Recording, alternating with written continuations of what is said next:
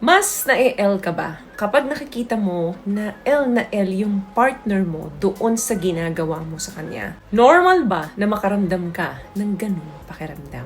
This is Cheryl Ting and welcome back to our channel. Maitim ba skin? Underarm at singit mo? K-Skin ang bahala sa'yo. Premium ang ingredients, paraben-free and sulfate-free, and FDA-approved, kaya safe for everyone. With K-Skin, ibalik ang alindog mo. Huwag nang magpahuli. Sabi niya dito, Miss Che, bakit mas na-L ako pag nakikita ko si Mrs. na nalilibugan sa ginagawa ko sa kanya? Doon pa lang, parang makakaisa na ako. Normal lang ba yun? The answer is yes. Normal na normal yan. Alam niyo po, ang arousal ng isang lalaki sa kanyang wife, once na ang babae ay nakikita niyang na-L dun sa ginagawa niya, is a combination po yan ng psychological and emotional factors. Psychological and emotional factors meaning nagbavalidate yung feelings mo sa kanya doon sa ginagawa mo sa kanya. Ano yung nagbavalidate? Yung desire mo. Tumutulong yon na ma-stimulate yung sarili mong sexual drive. Sobrang sarap sa isang lalaki yung pakiramdam na nabavalidate sila nung partner nila dun sa actions nung babae. Isa sa dahilan yon kung bakit ganun kasarap yung pakiramdam nyo.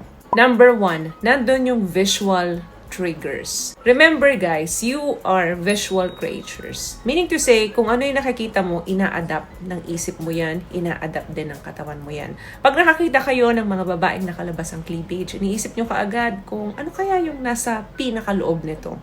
Kung nakakita kayo ng isang babaeng may suot na maikling shorts, iniisip nyo kaagad kung masarap ba siya. Ganyan yung tumatakbo sa isip ng lalaki. Madalas, nagbabase kayo sa nakikita ng mga mata nyo. Now, kung nakikita mo na yung partner mo ay L na L dun sa ginagawa mo. Nandun yung body language niya, nag-iiba, yung tingin niya sa'yo, nanlilisik na ang sexy-sexy. Nakikita mo yung act ng arouse is nandoon. Direct yan. So, very powerful yan sa'yo para ma-trigger yung iyong sexual desire. Number 2, nabavalidate yung feelings mo at nagdadagdag yun sa'yo ng confidence. Once na nag-react ang babae doon sa ginagawa mo, nagpakita siya na arouse siya or L na siya, very good sign yan na yung babae or yung wife mo ay attracted sa'yo. Once na naramdaman ng lalaki yun, nagbubus yung feelings ng lalaki. Ano yung feeling na yun? Yan yung feeling ng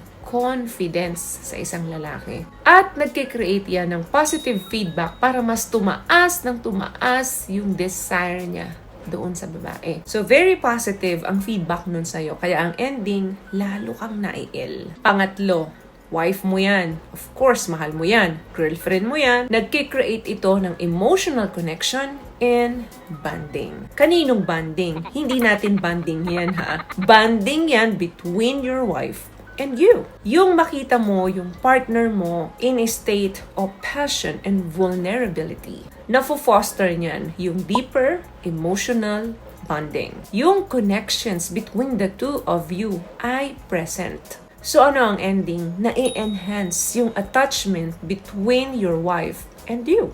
Hindi lahat ng nakaka-S mo ay nagbibigay sa'yo ng ganong feeling na mas na-L ka kapag nakikita mong na-L yung partner mo. Madalas nararamdaman mo lang yan dun sa taong gustong-gusto mo or dun sa taong mahal mo. Once na nakita mo yung vulnerability ng isang babae, napakasarap sa feeling ng isang lalaki niyan kasi sign niya na nagsasubmit sa'yo yung babae at gusto ng lalaki yan. So once na bumikaka na siya at pinakita niya na sa'yo yung kanyang expression kung papaano siya nasasarapan dun sa ginagawa mo, ay napakasarap na pakiramdam niyan sa isang lalaking nagmamahal. What I love about this product, itong No More Dark Secret ng K-Skin, bukod sa may advanced whitening na siya na kung saan pwede niyang matulungan na pumuti yung mga singit-singit mo, moisturizing, meron siyang anti-irritation, antibacterial, maintain healthy pH level. Hindi lang pambabae, meron din po tayong pang-lalaki. Another thing, may tinatawag tayong passionate partner effect. Ito yung feeling or yung tipo ng nawi-witness mo kung gaano ka-passionate yung partner mo. Kapag nakikita mo sa babae yun, mas nagiging attractive siya and desirable sa paningin mo. Magkaibang personality yun ng desire mo at ng desire ng partner mo. So, mas nagiging radiant siya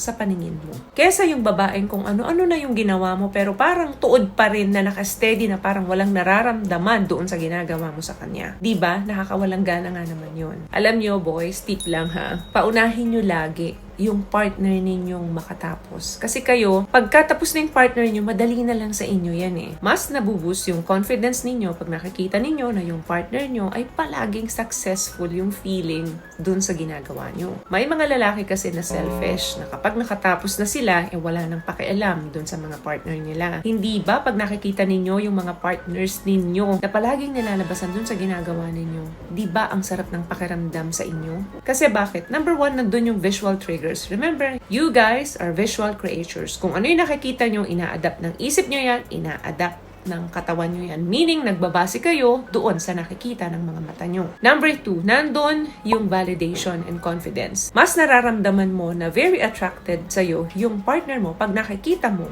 na ang sarap-sarap ng pakiramdam niya doon sa ginagawa mo. Number 3, yung emotional connections and bonding, present yan kapag nakikita mo na yung partner mo ay naliligayahan sa'yo. Number 4, eto naman yung effect ng passionate partner. Nawi-witness mo kung gaano ka-passionate yung partner mo. Kung gaano siya ka-desirable at mas nagiging attractive siya sa'yo. So, may nakuha ka bang tips sa mga napag-usapan natin ngayon? At kung nagustuhan mong ating video, please give it a thumbs up, comment down below. Thank you for sharing, thank you for subscribing, and thank you for liking this video. Once again, palagi po kayong mag-iingat at palagi po kayong manalangin. Always love yourself and be a blessing. Bye!